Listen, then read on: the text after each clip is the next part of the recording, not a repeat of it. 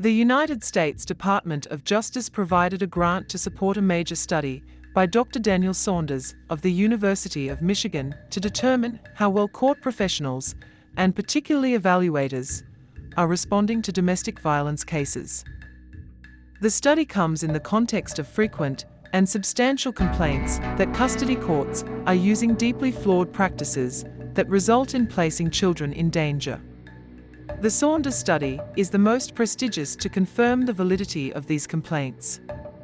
Dr. Saunders found domestic violence is frequently undetected in custody cases or ignored as a significant factor in custody visitation determinations, a report page 4.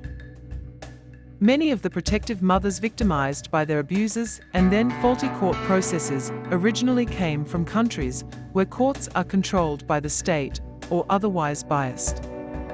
They began their cases confident that the judge would hear the overwhelming evidence of their partner's history of abuse and protect the children. Instead, they became victims of the most extreme outcomes in which the abuser gains custody and the safe, protective mother is given supervised or no visitation. Even in the custody courts, more than 95% of cases are settled more or less amicably. The problem is with the 3.8% of cases which cannot be settled without a trial and often much more. Many court professionals have been taught these are high-conflict cases and unintentionally use responses that help abusers. But the vast majority of these cases are actually domestic violence cases, in which a father who often had little involvement in caring for the children during the relationship seeks custody as a tactic to pressure the mother to return or punish her for leaving. The Saunders study confirms other research that most of these cases involve domestic violence. We repeatedly see cases in which the father allowed or often required the mother to provide all or most of the child care, and then seek to convince the court that she suddenly became unfit when she left him or made complaints about his abuse.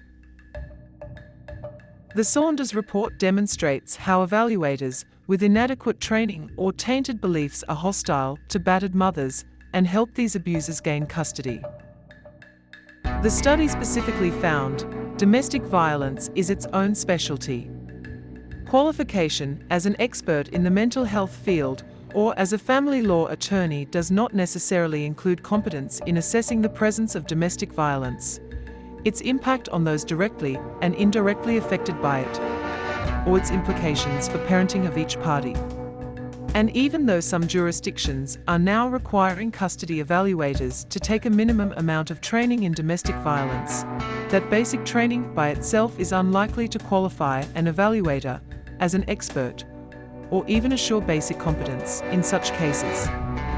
Report page 133.